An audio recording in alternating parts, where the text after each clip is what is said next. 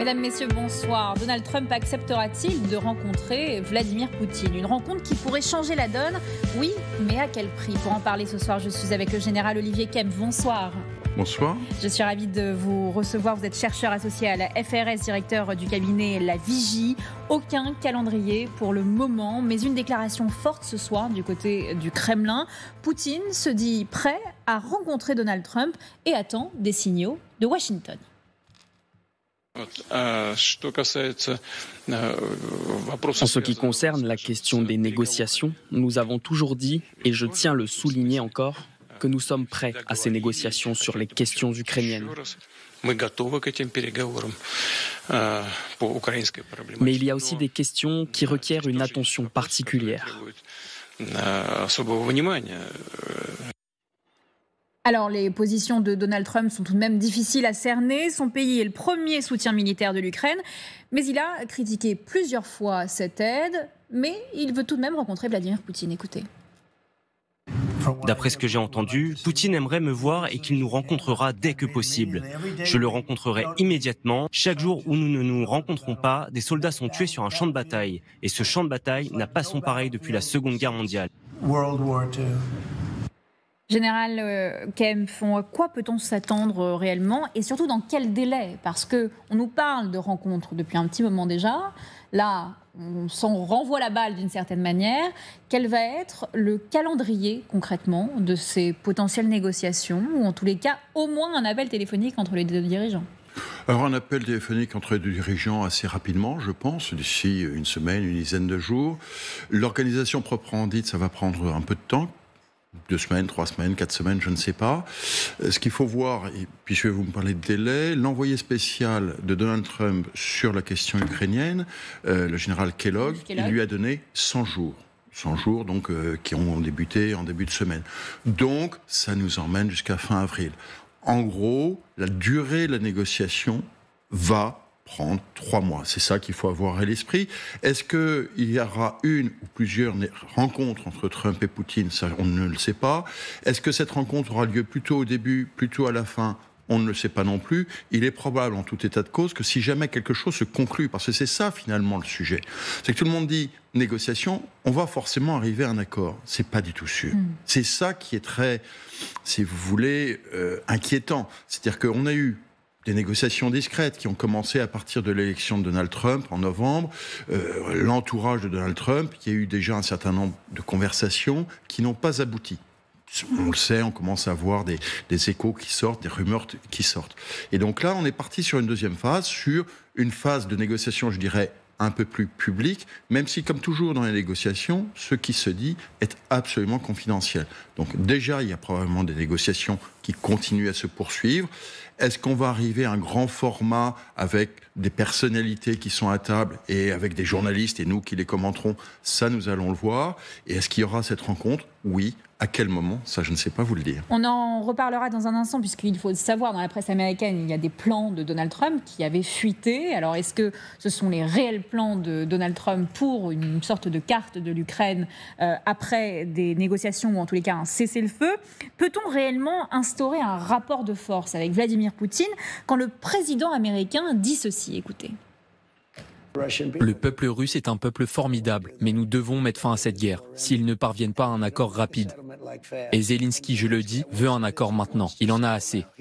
Il n'aurait pas dû permettre que cela se produise non plus. Vous savez, s'il n'est pas un ange, il n'aurait pas dû permettre que cette guerre ait lieu. C'est un peu comme lâcher son camarade sur un champ de bataille, non?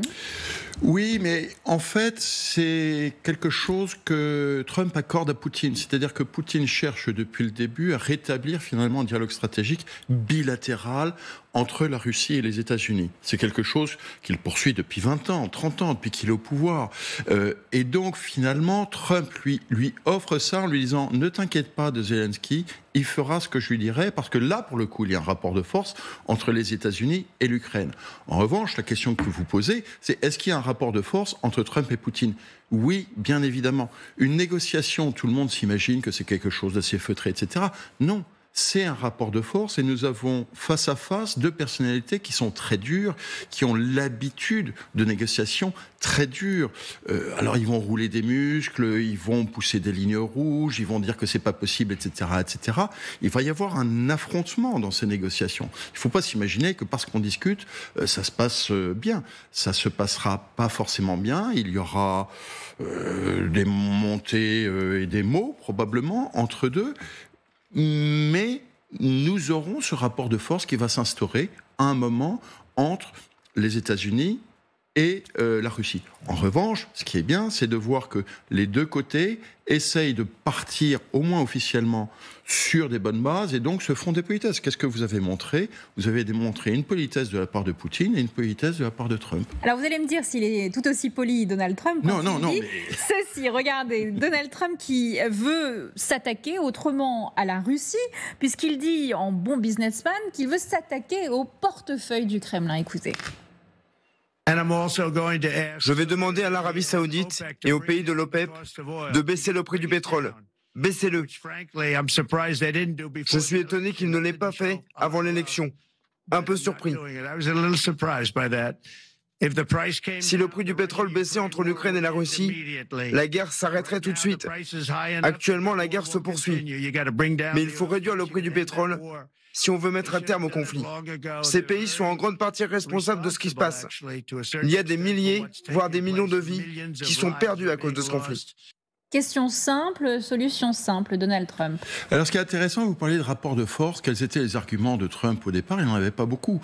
Il y avait l'histoire des armes à longue portée, souvenez-vous, les ATACMS, mais finalement l'administration Biden a utilisé cette arme de façon un peu inconsidérée, maladroite et pas très sympathique pour Trump en novembre, et ça n'a pas donné grand-chose. Donc effectivement, on peut avoir des réarmements, Trump peut menacer de réaugmenter son aide à l'Ukraine, mais il va chercher autre chose.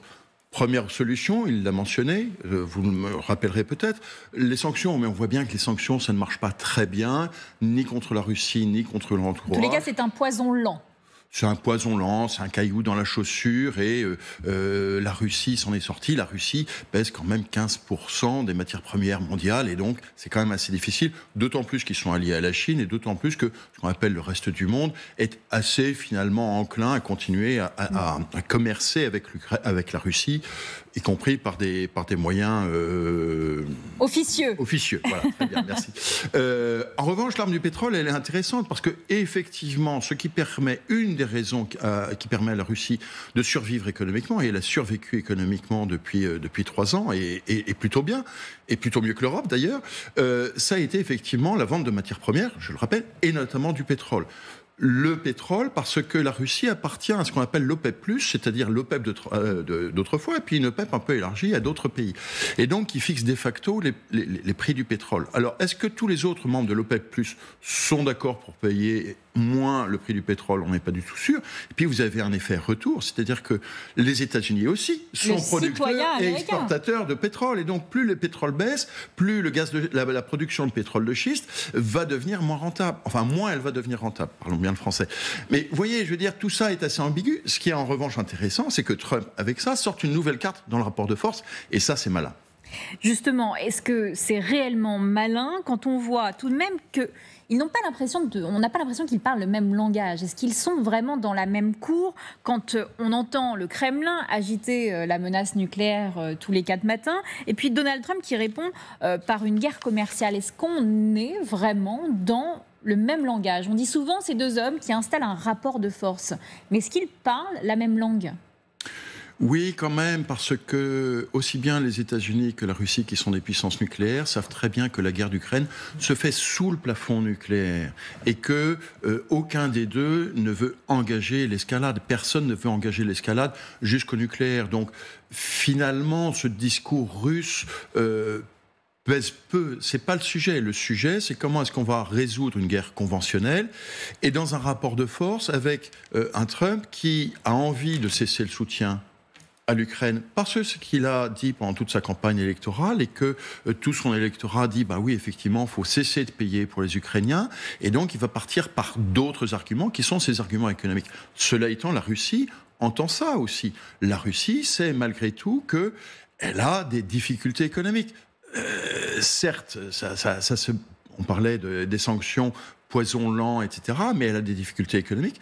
Ça n'est pas un hasard si le nouveau ministre de la Défense russe est un économiste, parce qu'il s'agit pour lui de remettre en œuvre ce qu'on appelle la base technologique et industrielle de défense, bien évidemment pour la mobiliser pour une industrie de guerre, mais aussi pour vérifier que le reste de l'économie ne sombre pas. Aujourd'hui, on a par exemple, une inflation qui est assez haute. Et pourquoi elle est assez haute ? Parce que vous avez une augmentation générale des prix à cause de la croissance et à cause d'un manque de ressources humaines. C'est-à-dire que, certes, l'industrie de défense croît, mais les autres industries aussi croissent en Russie. Et donc, vous avez une lutte pour les ressources humaines, pour l'emploi. Donc c'est un vrai sujet aussi pour la Russie. Ceux qui sont envoyés au front et ceux qui ont quitté le pays. Donc il y a un vrai problème. Ceux qui ont quitté le pays, beaucoup sont revenus et les chiffres sont moins exagérés que ce que l'on a pu entendre au début du conflit. En revanche, là, vous avez raison, c'est qu'est-ce qui se passe sur ceux qui vont au front. Mais ceux qui vont au front viennent des provinces reculées, ils sont peu formés. La question aujourd'hui, c'est les ouvriers qualifiés, les personnels qualifiés, les ingénieurs, les gens formés. C'est là où vous avez un grand problème d'emploi en Russie. En parlant